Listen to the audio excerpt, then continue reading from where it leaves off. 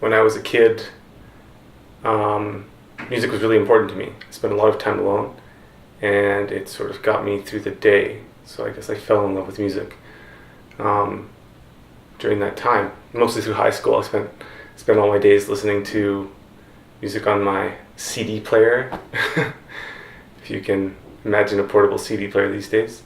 But yeah, it just helped me get through the day, and that's why it became so important to me.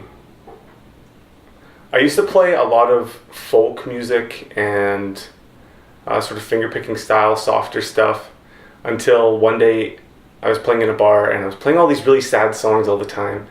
And the bartender there, this girl, she said to me, "Why do you play all these sad songs? You don't have to play sad stuff all the time." And it really actually made me angry because I was into that type of music. But after I thought about it for a day or two, I realized that she was right, and the style of music I was playing wasn't getting people excited. People weren't into it, and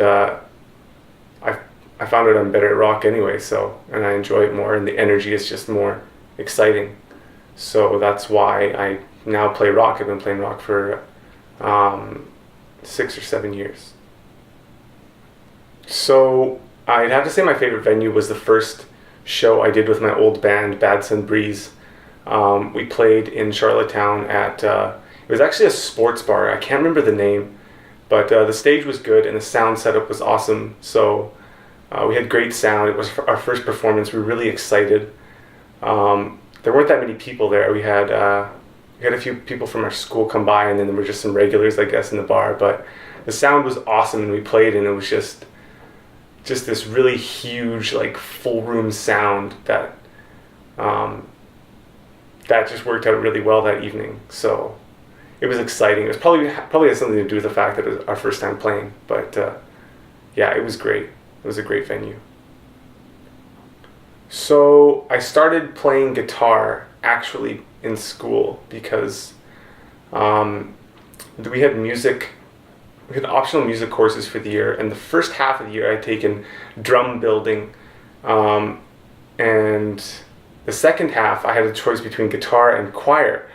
I actually wasn't into guitar. I thought it was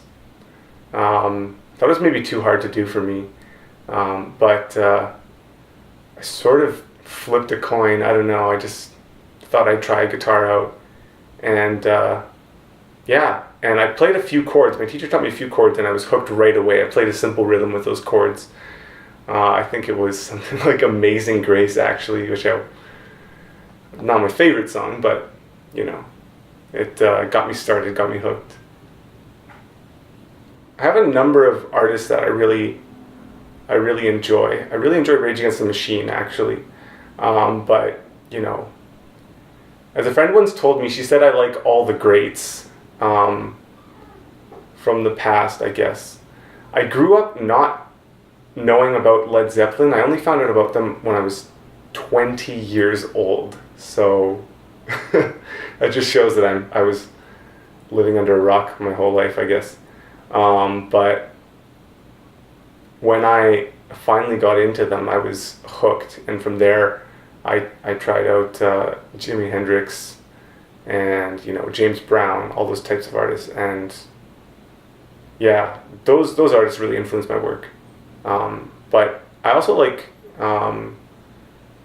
modern day electronic music, some small time artists I found on SoundCloud and that type of thing that influenced me. One of them is Subtact. I really like his work, as well as another artist called Exclusion.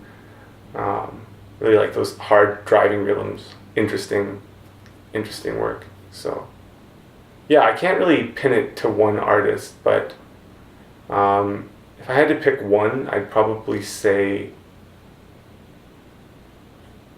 once I got into James Brown, I found his rhythms really influential.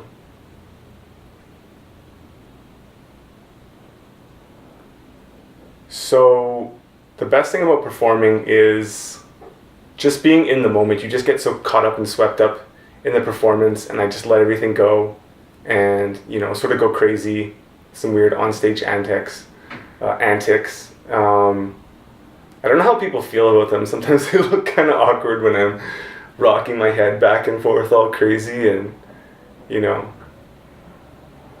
going for it. But yeah, I don't know. It's just being able to do my thing in front of people and share my music and, you know, turn it up as loud as possible.